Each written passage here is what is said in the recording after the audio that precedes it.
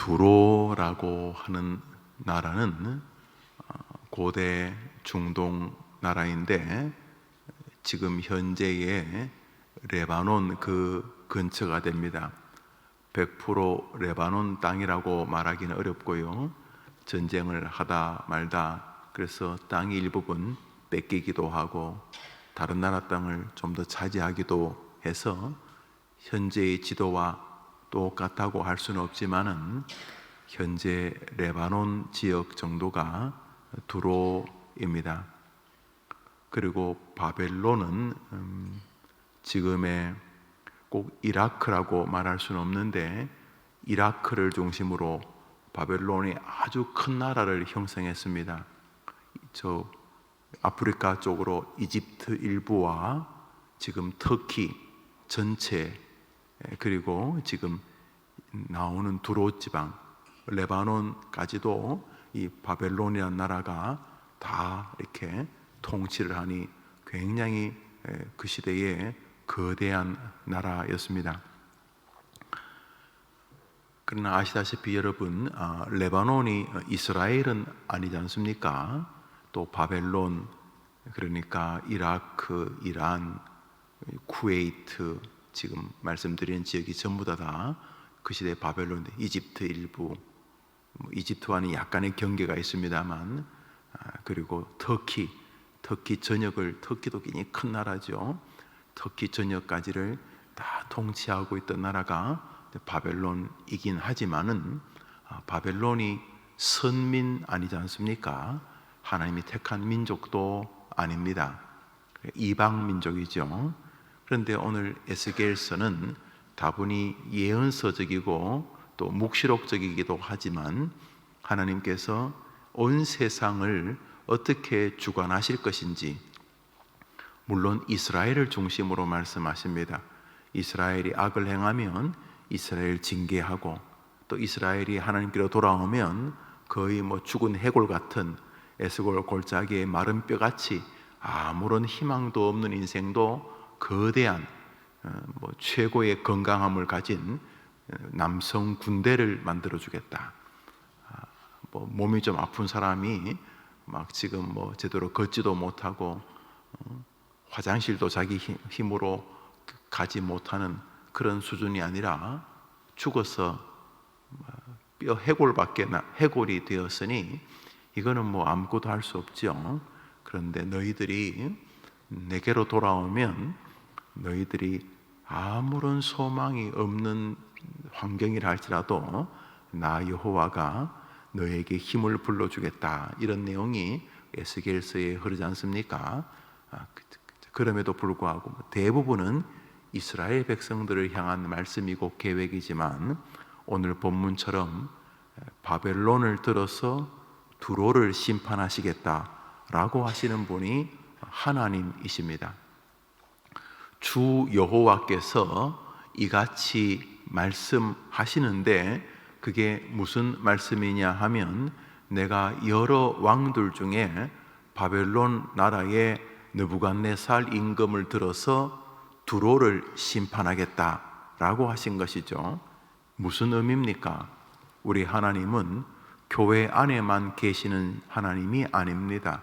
하나님은 우리가 이해하고 있는 세계, 우리가 이해하고 있는 믿음의 영역, 우리가 이해하고 있는 성도 안에서만, 교회 안에서만, 이런 신앙적 테두리 안에서만 살고 기도하면 기도 들어주시고 찬송하면 기뻐하시고 그리스도인이 죄를 지으면 징계하시고 그래서 이 땅에서 믿음의 길을 가다가 저 천국으로 인도하는 이런 다분히 영적인 일들, 굉장히 신앙적인 일들만 하나님이 관여하시는 분이 아닙니다. 바벨론 전혀 이스라엘 백성들에게는 거의 말벽다기 같은 지옥의 불쏘시개 같은 바벨론도 하나님 백성들에겐 별거 아닌데 두로 조그만 아마 두로가 한때 이렇게 해상 무역을 좀 주도했었나 봅니다. 두로가 바다를 중심으로 그러니까 두로든 대한민국이든 일본이든 먹고 사는 문제든 정치든 기독교인이 아닌 여당이든 야당이든 뭐 학교든 공부든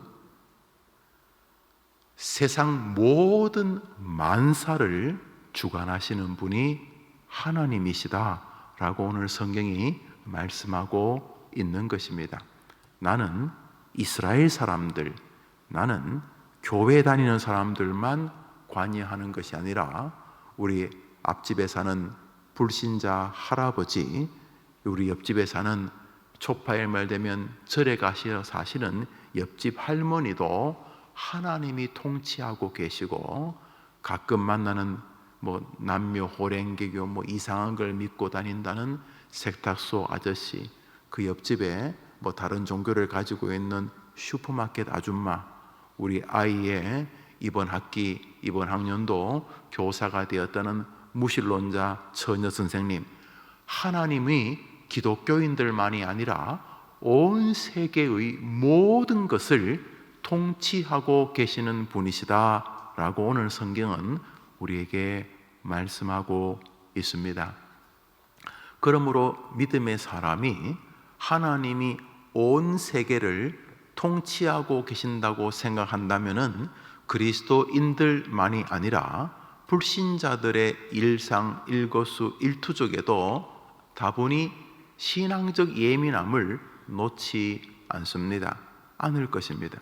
다시 말해 하나님은 교회에만 계시는 분이 아니라 세상에도 계시는 분이기 때문에 전쟁이 일어난다, 아이고 전쟁이 교회랑 무슨 상관이 있는가 라고 생각하지 않고, 전쟁이 일어나려고 하면은 거기 무슨 하나님의 뜻이 계신가 라고 생각을 한다는 것입니다. 교회에서 벌어지는 일만 영적으로 생각하는 것이 아니라 교회 밖에서 벌어지는 천태만상의 일의 모든 배후에 하나님이 계시기 때문에, 이사를 갔더니 앞동에 옆동에 앞집에 뒷집에 불신자 세대기 젊은 사람이 중년의 혹은 노년의 사람들이 있다면, 저 사람은 교회 안 다니니까 내게 별 관심이 없다가 아니라, 비록 교회는 안 다니지만 저들의 배후에도, 저들은 뭐 남묘 호랭개고 뭐 이런 것들이 다 자기들의 신이라고 생각하지만은 그 다 잡신이고, 그들은 몰라도 하나님의 통치 아래 있는 것이고, 그들이 하나님이 싫어하는 우상 숭배를 하고 있기에 그들이 받을 벌이 끔찍하지만은, 그럼에도 불구하고 오늘 보십시오. 바벨론 임금이 무슨 믿음의 사람이 아니지 않습니까? 내가 바벨론 왕 느부갓네살로 하여금 두로를 심판하게 하겠다고 하신 분이 하나님이시기 때문에, 불신자들조차 그 배후에 하나님이 계신다고 믿기 때문에, 기독교인들은 모든 일을 대할 때에 세상 사람들처럼 흑백으로 나누지 않고 모든 영역에 계신 하나님을 염두에 두는 것입니다. 그러므로 말 한마디 할 때에도 교회 안과 교회 밖이 크게 다르지 않게 되는 것입니다.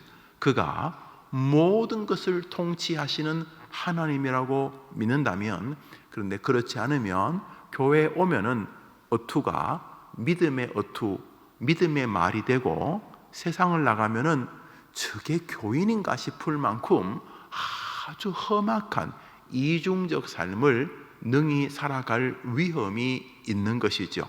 그러나 하나님께서 교회에서만 하나님이 아니라 나의 직장에서도 하나님이란 것을 이해하고, 내가 사는 우리 동네 주민들 사이에서도 여전히 하나님이 계심을 알기 때문에, 그리스도인들은 세상을 살아가는 동안 끊임없이 하나님의 거대한 힘과 의지를 기억하게 되는 것입니다. 그런데 어리석은 사람은 바로 세상 만사에 베어져 있는 하나님의 뜻을 간과합니다. 오늘자 날주 사무엘하 19장입니다. 사무엘하 19장입니다. 사무엘하 19장입니다.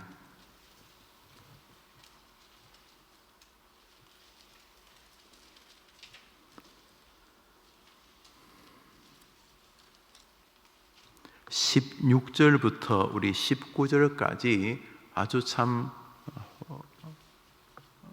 슬프고도 어설픈 한 사람의 이야기를 보게 됩니다. 16절부터 19절까지 읽읍시다.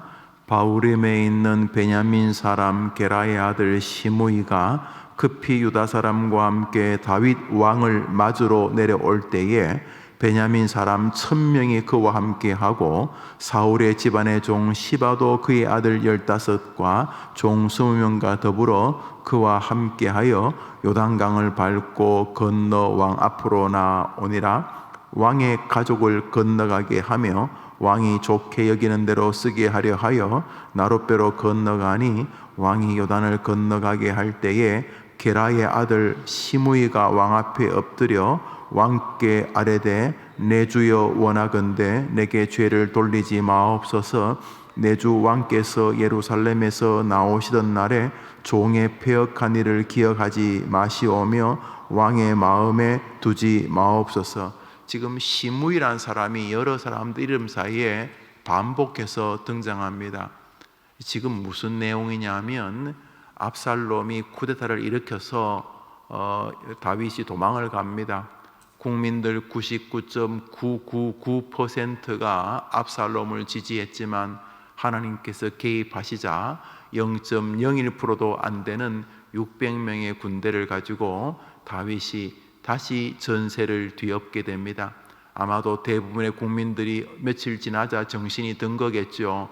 아이고 우리가 헛짓했구나. 아이고 저 압살롬 저놈의 그 새치혀에 우리가 속았구나. 역시 다윗은 하나님이 함께하는 사람이다. 뭐 이렇게 느꼈을 것이고, 무엇보다 적장 압살롬이 죽임을 당하자 부하들이 그냥 다 흩어졌겠지요. 그래서 이스라엘이 다시 다윗의 품 안으로 돌아옵니다.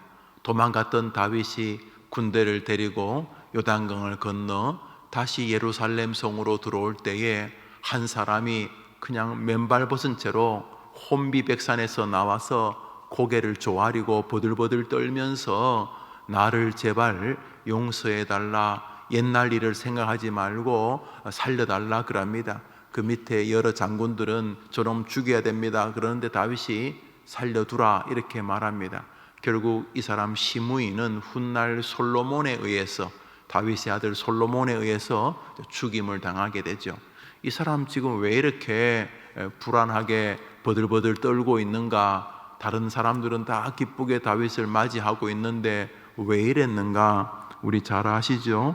앞으로 달려서 사무엘하 16장을 보겠습니다. 사무엘하 16장입니다. 사무엘하 16장입니다. 사무엘하 16장입니다.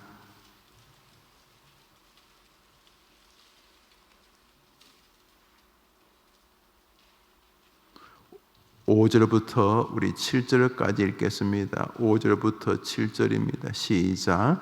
다윗 왕이 바후림에 이르매 거기서 사울의 친족 한 사람이 나오니 게라의 아들이요 이름은 시므이라. 그가 나오면서 계속하여 저주하고 또 다윗과 다윗 왕의 모든 신하들을 향하여 돌을 던지니 그때 모든 백성과 용사들은 다 왕의 좌우에 있었더라. 시므이가 저주하는 가운데 이와 같이 말하니라. 피를 흘린 자여 사악한 자여 가거라 가거라. 지금 다윗 보고 하는 소리입니다.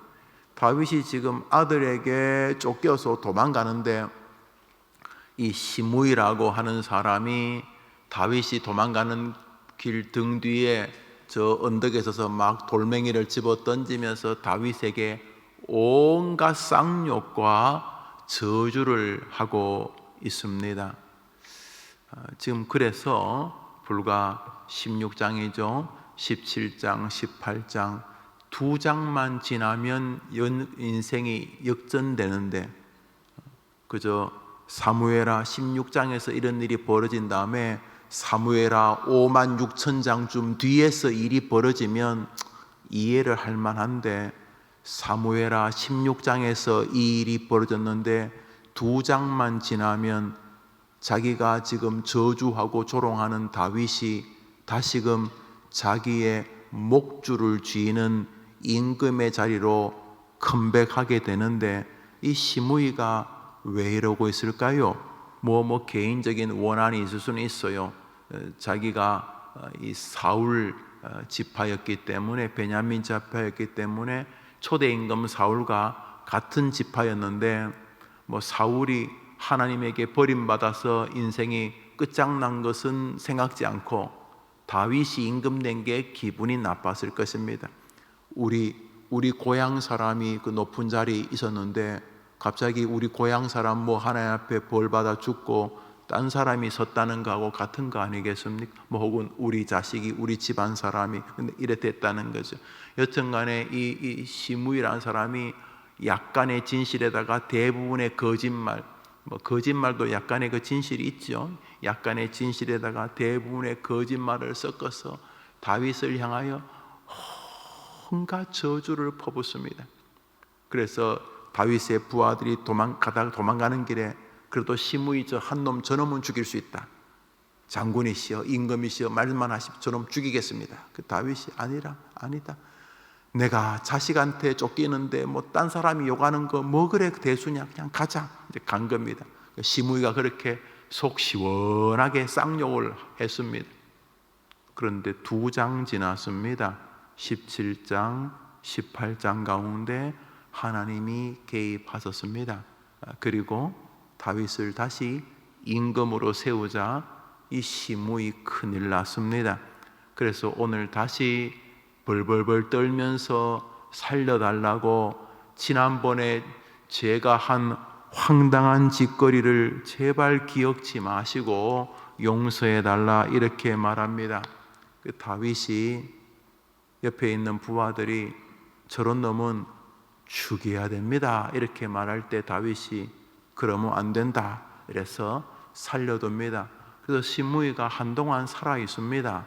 그런데 다윗이 죽고 나서 솔로몬이 임금이 되자 제일 먼저 한 것은 시므이로 보고 가택연금을 한 것입니다. 너는 너희 집 밖으로 나가면 죽는다. 그러나 우리 아버지께서 너 같은 인간 말종에도 은혜를 베푸셨으니 아버지의 그 마음을 나도 일단 따른다. 너희 집 밖에 나가지 마라. 그러나 너희 집안에서 하는 것이야 내가 용납하겠다 그랬어요. 시므이가 또 재산도 좀 있었는데 이 시므이라는 사람이 주인이 되도 않은 사람이어서 그런지 아니면 종들이 좀 문제를 일으켰는지 종 몇이 도망을 가서 몰래 그 종 찾으러 갔다가 솔로몬에게 집 밖으로 나가지 말라고 했는데 왜 거역하느냐 하고 이제 비참하게 죽임을 당함으로 인생이 끝이 납니다. 그렇지만 시므이는 다윗이 살려줬지만 그 다음 날부터 사는 거였겠습니까? 나라의 최고의 권력자 다윗에게 그런 온갖 쌍욕을 했기 때문에 다윗뿐 아니라 다윗의 자식들, 또 다윗의 요압이나 이런 아비새 같은 장군들이 지나갈 때마다 아마 살기를 느끼지 않았겠습니까? 저놈 저거 우리 임금한테 쌍욕했던 놈 저거 임금이 지금 가만두라니까 가만두지만 하여튼 걸리기만 해봐라 그런 거. 이 시므이가 얼마나 불행한 인생을 살았겠습니까? 성경에도 시므이 이야기가 꽤 길게 나옵니다. 길게 나올 만한 인물도 아닌데 근데 시므이가 왜 이랬습니까? 다윗이 도망갈 때 왜 그런 것입니까? 시므이는 하나님이 전쟁도 혹은 질병도 하면 억울함도 때로는 자식의 쿠데타도 배후에 계시다고 생각 못했던 것입니다. 시므이는 지 생각에 하나님은 눈에 보이는 권선징악의 현상만 하나님이 생각한다, 다스린다고 생각한 것 같습니다. 다윗이 임금이 되었다, 하나님이 축복하셨다. 다윗이 쫓긴다, 하나님이 저주하신다. 아주 단순한 논리를 가지고 산 것입니다. 그는 하나님께서 그리스도인들만이 아니라 이방 사람들까지, 하나님은 교회 일만이 아니라 교회 밖의 일까지, 하나님은 우리가 생각하는 상식적이고 전통적인 일만이 아니라 때로는 비전통적이고 비상식적이고 도저히 이해 안 되는 일까지 통치하시는 하나님이라는 사실을 알지 못했습니다. 많은 사람이 왜 스스로 극단적인 결정을 합니까? 나는 믿음 생활 잘했는데 나를 사자굴에 던진다고 하면 하나님께 원망이 생길 수 있습니다. 이거 뭐 하는 짓입니까, 하나님? 내가 나 혼자 잘 먹고 잘 살자고 그랬습니까? 내가 열심히 믿음 지킨다고 없는 돈도 날마다 헌금하고 없는 시간 쪼개어서 그렇게 주님을 섬겼는데 사자굴이 말이 됩니까? 저렇게 미꾸라지처럼 하나님을 믿다가 말다가 이렇게 요령껏 믿음 생활하는 저 인간은 저래 잘 되고 나는 믿음 지킨다고 사자굴이 말이 됩니까? 나야 그렇다 치더라도 내 친구 사드락 메삭 아벳느고 우리 셋이 넷이 그렇게 믿음을 맹세했는데 아니 걔들을 무슨 새우튀김처럼 그 기름 가마에 집어 던져서 태워 죽인다는 게 말이 됩니까? 하면서 인생에 고난이 오면은 분명히 원망할 수 있지 않습니까? 그런데 사드락 메삭 아벳느고 다니엘의 세 친구가 뭐라고 그럽니까? 임금이 야 빨리 회개하고, 회개라는 게 이제 하나님 안 믿고 자기 시킨 대로 한다고 하면 살려주겠다, 안 그러면 죽는다. 그랬더니 이 세 친구가 아니 하나님이 우리를 살려주실 겁니다 이렇게 말합니다. 그랬더니 임금이 웃기지 마라, 지난번에도 그 목사하고 장로 몇 집어넣었는데 그냥 다 죽었다 이렇게 또 말했겠죠. 그랬더니 이 세 친구가 또 하는 말이 설령 하나님이 우리를 이번에 건져주시지 않는다 할지 그리 아니하실지라도 이번에 하나님이 이번에 그 끓는 기름 가마에서 내 인생이 끝나기를 원하시는구나. 그렇다면 하나님이 내가 이제 해림교회에서 믿음 생활하다가 이곳에서 하늘나라 오기를 원하시는구나. 혹은 이번에 큰 교통사고로 이번에 하나님이 나를 이 자리에서 이제 부르시고 싶어 하시는구나 라고 생각을 하면은 이 세 친구 하나는 설령 하나님이 구원해 주시지 않는다면 이번에 이 기름 가마에서 나를 건져 주시지 않는다면 그리 아니하실지라도 우리는 하나님밖에 섬기지 아니할 것입니다 라고 말을 합니다. 요 아이들 요 다니엘과 세 친구 요 아이들의 정신세계가 무엇입니까? 시무이와 정반대의 생각입니다. 기쁠 때도 하나님이 계시지만 기쁘지 않은 현상 배후에도 여전히 하나님이 계신 줄 믿습니다. 그래서 기독교인은 지나치게 교만하지도 않습니다. 좋은 일이 생길 때 기쁘지만은 긴장을 놓지 않습니다. 좋은 일은 변장한 나쁜 일일 수도 있기 때문에 나쁜 일이 온다고 해서 지나치게 중리, 사안이 또 지나치게 그렇게 호들갑을 떨지 않습니다. 이 고난은 변장한 축복일 수 있기 때문입니다. 이것이 기독교인들의 특권 아닙니까? 이것이 세상 사람이 감히 누릴 수 없는 기독교인의 자랑이 아닙니까? 시므이는 너무 바보 같았습니다. 만일 시므이가 다니엘 같은 사람이었다면 그는 후세의 결정을 따랐을 것입니다. 후세, 다윗의 친구로 소개되는 후세는 압살롬과 다윗을 볼 때에 아무리 봐도 압살롬보다 다윗이 임금감이었던 것이죠. 후세는 다윗의 친구였기 때문에 압살롬의 어릴 때부터 봤을 것입니다. 고추 내놓고 쫓아다닐 때부터 다 코 질질 흘릴 때부터 다 봤을 것입니다. 압살롬이 잘하는 것도 봤고 압살롬의 심성도 봤고 압살롬의 믿음도 봤을 것입니다. 다윗의 친구니까 평생 다윗과 함께 살았을 것입니다. 인생이 완벽한 사람이 있겠습니까만 후세가 생각할 때에 뭔지는 모르지만 여기에는 하나님의 뜻이 있다. 한번 더 합시다. 하나님은 이스라엘뿐 아니라 바벨론과 레바논도 통치하신다. 믿으시죠? 그러니까 우리 좀 든든합니다. 하나님이 그저 이렇게 좀 폭이 좁으셔서 그저 교회와 관련된 정도 것밖에는 통치 못하시고 세상 이렇게 이 세상이 지금 난잡스러운 정치나 세상 이런 것 아이고 하나님 나 귀찮아서 모르겠다 이런 분이 아니십니다. 하나님은 온 세상을 통치하십니다. 그분이 우리들의 아버지이십니다. 오늘자 날주 고린도후서 12장입니다. 고린도후서 12장입니다. 오늘자 날주 고린도후서 12장. 하나님이 온 세상을 통치하신다는 게 왜 이렇게 든든합니까? 왜 이렇게 든든합니까? 시간, 늙음, 질병, 모든 것을 하나님이 다스리고 계신다니 얼마나 든든합니까? 수술하는 의사가 신자이면 좀 더 좋겠지만 아니어도 상관이 없습니다.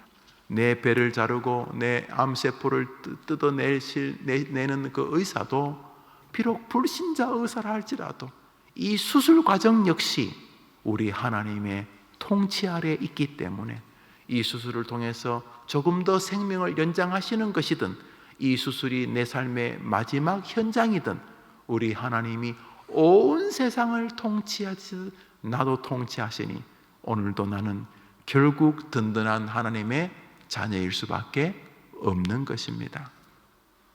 오늘자 날주 고린도후서 12장입니다. 고린도후서 12장입니다. 고린도후서 12장 10절을 한 절 읽겠습니다. 10절입니다. 시작. 그러므로 내가 그리스도를 위하여 약한 것들과 능욕과 궁핍과 박해와 곤고를 기뻐하노니 이는 내가 약한 그때의 강함이니라. 이 사람 바울인데요, 이 사람이 만용인가? 만용? 그냥 버들버들 떨면서 입으로만 두렵지 않다 이렇게 말하는 이 만용, 약간의 그 거짓말이나 많은 거짓말쟁이인가? 우리 가운데 바울을 그렇게 생각하는 분은 아무도 없으실 것입니다. 그러면 무슨 바울을 성경 기자로 쓰셨겠습니까? 바울이 말합니다. 그러므로 내가 그리스도를 위하여 약한 것들과 능력과 궁핍과 박해와 곤고를 기뻐하노니 이는 내가 약한 그때의 강함이라. 누가?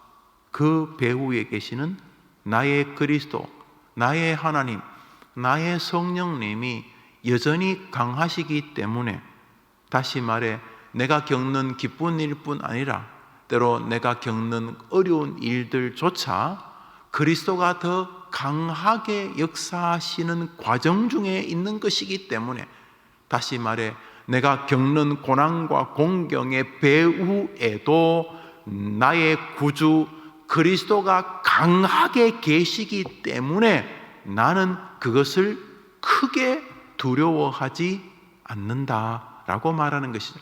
이 무슨 말이냐면 기쁨, 희락, 즐거움, 행복, 감사의 배후에 하나님이 계신 걸 우리는 믿습니다. 그래서 우리 기쁜 일이 있으면 하나님 앞에 감사 헌금하잖아요. 이거 뭐예요? 하나님 참 고맙습니다. 그거 아닙니까? 좋은 일이. 우린 좋은 일. 아이고 하나님이 또 도와주셨네. 우리 저 사람은 참 하나님이 도와주시는 사람이야. 우리 이런 말 하잖아요. 그렇죠? 좋은 일이 많을 때 하나님이 도와주신다는 말은 좋은 일 배후에 하나님이 계셨다 이 말 아닙니까? 우린 다 믿어요. 여러분도 믿으시죠? 그러면 나쁜 일 배후에는 누가 있습니까? 저기 궁핍 요즘 온 나라가 집단적으로 가난해지고 있는 것 같아요. 온 국민들을 이렇게 돈을 주니까 좋은 것이긴 하지만 여러분 이렇게 돈을 이렇게 남에게 이렇게 받는 직업이 거지 아닙니까? 사실 온 국민이 잘못하면 거지 근성이 될 수 있어요. 특히 충분히 이해는 되지만 젊은 친구들, 젊은 학생들, 젊은 청소년들에게는 이거 굉장히 심각한 일이 될 가능성이 높습니다. 굉장히 심각할, 너무너무 심각할 특별한 코로나 사태라고 하지만은 굉장히 심각한, 아주 심각한 일이 될 수 있어요. 돈을 준다면은 제과점, 공장, 카페, 회사를 경영하는 그런 분들에게, 우리 국민들에게 줘야 될 돈들을 몰아서 줘야지, 그런 사람들이 직원을 고용하고 회사를 발전시키고 하는 것이 자본주의적 사고인데, 국민들에게 다 이렇게 나눠주는 것은 특별한 경우인 것을 부정할 수는 없지만은 선거철과 붙어서 그렇게도 하겠습니다만 굉장히 슬픈 일이 될 가능성이 높죠. 특별히 우리 젊은 세대들, 자신의 인생으로 자신의 길을 돌파해내야 될 우리 젊은이들에게 굉장히 위험한 시그널이 되는 것으로 느껴지고 있습니다. 기도를 해야 되겠죠. 또 반대로 그것은 많이 궁핍하는 것에 대한 배려겠죠. 궁핍하다. 그때 행복하고 즐겁고 감사하고 신나고 우리 말 그대로 은혜로운 일, 이런 일 배후에 하나님이 계신 거 기독교인은 다 믿습니다. 그런데 반해서 궁핍, 박해, 곤고 이런 일들의 배후를 만나면, 이런 일들을 만나면 막 가슴이 철렁거리고 막 입이 툭 튀어나오고 막 주변 사람들에게 원망하고, 자신이 여기 있게 된 자신의 부모 여튼 간에 자기의 존재의 뿌리들에 대해서 막 불편해하고, 그 뿌리를 타고 올라가면 결국 하나님인데 하나님한테 쌍욕은 못하겠고, 그렇지만 그 어떤 풍겨 나오는 어떤 그런 모습이 하나님에게도 거의 원망적이 되고, 그러면 교회 생활이나 신앙 생활도 막 이상해지고, 그래 되는 것은 저런 일들이 생기면 하나님이 배후에 덩하고 계신다고 잘 안 믿어지기 때문입니다. 은혜 받고 좋고 행복하고 기쁘고 감격스럽고 감사하고 잘되고 이런 배후에는 하나님이 날 도와주신다는 느낌이 오는데, 저렇게 능욕, 남이 막 조롱하고 비아냥거리고 능욕하고 궁핍, 박해, 공고는 괴로움, 그건 정신적인 것도 있어요. 이렇게 막 갑자기 가슴이 떨리고 불면증이 오고 밑도 끝도 없는 걱정의 그 심연에 빠져들고, 여튼간에 이런 영육의 마음의 어려움이 오면은 막 낙심하기 시작하는데, 그 막 끝없는 낙심으로 떨어지는 그 중심에 고난의 배후에 하나님이 계시다고 잘 안 믿어지기 때문에 그렇습니다. 그런데 저 사람 바울은 뭐라 그러냐 하면, 기쁠 때는 당연히 말할 것도 없고, 기쁠 때도 기쁘고 하나님께 감사하라, 범사에 감사, 이게 하나님 뜻이다, 이건 너무 말할 것도 없고, 저 사람 바울은 우리로 말하면 좀 피하고 싶은 일, 누가 사람들에게 능욕당하고 싶습니까? 누가 그런 능욕, 궁핍, 박해 이런 일들이 와도 저 바울이 뭐라 그럽니까? 나는 기본적으로 그것도 기쁘다. 저게 만용이 아니겠죠. 너는 왜 기쁜데? 그때에 내게 하나님이 더 크게 힘을 주고 계셨기 때문이다. 할렐루야. 사실은 그래요. 인생의 성공적 삶을 산 사람들은 대부분 자기만의 눈물의 언덕이 있었습니다. 전기문 보세요. 여러분 아이들 책꽂이에 꼽혀있는 전기문 보시면 태어날 때부터 행복해서 죽을 때까지 행복한 사람은 절대로 위인전이 주인공이 될 수 없습니다. 전기문을 보십시오. 모든 빛나는 생에는 남들이 모르는 자기만의 가시밭길 언덕이 있었습니다. 안 그런 사람 아무도 없습니다. 고난이 사람을 하나님 앞에서 복되게 하기 때문입니다. 한번 따라합시다. 고난당함이 내게 유익이라. 이로 인하여 내가 주의 율례를 배웠나이다. 고난 때문에 주님하고 더 사랑이 깊어졌다는 뜻입니다. 복된 아침입니다. 하나님이 즐거운 일 배후에만 계시지 않습니다. 하나님이 교회 안에만 계시는 분이 아닙니다. 하나님은 바벨론도 통치하시고 두로도 통치하시고 우리 인생의 기쁜 일도 통치하시지만 때로 인생의 고난도 우리 하나님의 통치 아래에 있는 줄 믿습니다. 믿습니다. 그러면 해볼 만합니다. 왜요? 그 통치자가 여러분을 너무 사랑해서 자기 아들까지 죽이는 여러분의 아버지이시기 때문입니다. 오늘 그 하나님 의지하고 기쁠 때도 때로 먹먹한 아쉬움이 여러분 앞을 가로막는 것처럼 보일 때에도 배후에 여러분을 사랑하는 하나님이 계시다는 믿음을 가지고 사시면 마음도 그렇지만 말 한마디도 훨씬 더 자애롭고 신앙적인 어휘가 되실 것입니다. 끝났다, 죽는 길밖에 없다, 이런 단어보다는 뜻이 계실 것이다 라고 말하게 될 것이고, 기쁠 때 기도하는 농도가 100이라면 고난 시절에 기도하는 농도는 만이 되어서 고난 때문에 여러분이 더 영롱한 하나님 앞에서의 진주가 되실 것입니다. 그러므로 우리는 살아볼 만한 삶을 살아가고 있는 것입니다.